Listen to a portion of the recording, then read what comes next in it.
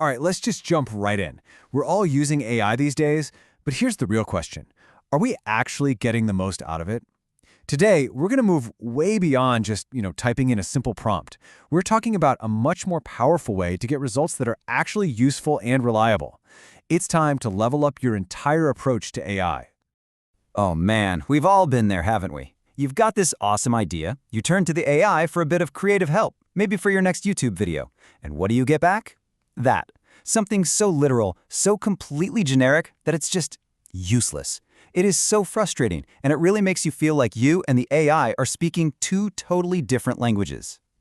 And this is what I call the prompting guessing game. You know the drill. We tweak a word here, we add a phrase there, just hoping, praying, that we'll stumble on the magic combination of words that unlocks the answer we actually want. But let's be real, it feels like a total shot in the dark, mostly because it is. So here's the real root of the problem. For decades, we've been trained by search engines to think in this really simple way. You ask a question, you get an answer, a query, and then a response. And we're applying that exact same mental model to AI. That's why the results feel so random, so hit or miss. It's time to rethink the whole approach. So what's the fix? Well, we need to stop looking for these elusive magic words and start thinking more like an engineer. This is the big shift, right here. We're moving from just prompting an AI to actively engineering the entire situation for it to succeed. And this right here lays out the difference perfectly. On one side, you've got prompt engineering. That's what most of us are doing. The focus is all on the query, the method is just trial and error, and the goal is to find those magic words. But look at the other side, context engineering. Here, the focus completely shifts to the environment. The method isn't guesswork, it's systematic design. And the goal? It's not to find a word, it's to build an entire world for the AI to live in. Just let that sink in for a second.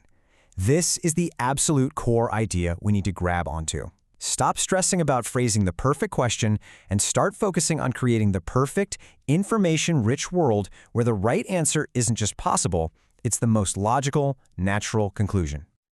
Okay, so what is this powerful concept, really? Let's dive into the art of context. All right, here's the textbook definition, but let's pull out the important bits. See that word systematically? That means there's a process. It's not random, it's repeatable. And rich environment? That just means we're giving the AI everything it needs, all the data, the examples, the do's and don'ts. And the payoff is right there at the end, more reliable and accurate outputs. You get what you actually want, every single time. So, how do we actually build this world? It really comes down to the simple four-step process. Let's say you want a YouTube script. Okay, step 1, your goal is a 5-minute, super engaging script. Step 2, provide the knowledge. You give it links to your research, key stats, maybe a transcript of your last video. Step 3, define the rules. The tone has to be witty, don't use any industry jargon, and make sure you end with a call to subscribe. And finally, step 4, you assign a role. You are a seasoned documentary filmmaker who's a genius at making complicated stuff sound exciting. See what you did there? You didn't just ask a question, you built a world. Now, to make this really stick, let's try a whole new analogy. Because when you're interacting with AI, you're not just a user typing in commands. Your role is way, way bigger than that. I want you to think of the AI as this absolutely brilliant actor. I mean, Meryl Streep-level talent. It can play any part, memorize any line, and give a mind-blowing performance.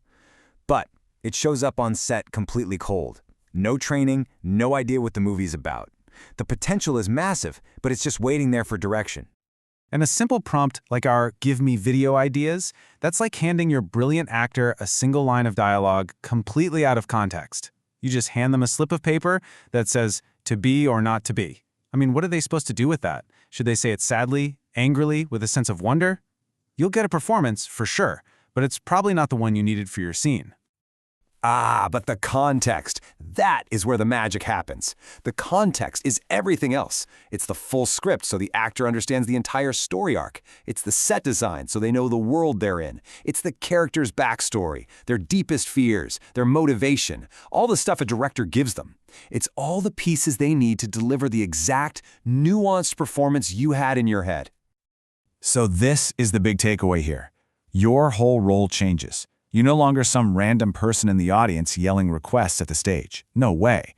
You are the director.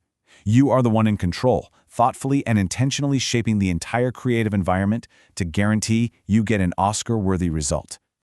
And listen, this isn't just a fun little thought experiment. This shift from pure guesswork to intentional design has huge real-world consequences in pretty much every industry you can think of. When you engineer the context, suddenly customer service bots can actually solve complex problems because they're operating within the world of your company's policies. AI research assistants can give you truly accurate summaries because you've given them the specific scientific papers to work from. And for creators like us, it means you get a powerful creative co-pilot that gets you. It understands your brand, your tone, your goals, and it helps you make amazing content, not just dictionary definitions. It all leads to results that are predictable and, importantly, results you can trust. This is really the ultimate point. We're talking about something much bigger than a new prompting trick. It's a fundamental change in your relationship with this technology. You stop being a passive user who's just hoping for a good outcome, and you become an active architect, designing the system to produce exactly what you need. So, as we wrap this up, I want to leave you with a brand new question that should guide every single one of your future interactions with AI. Stop wondering, what should I ask? Instead, start thinking like a director, start thinking like an architect, and ask yourself this: what world should I build?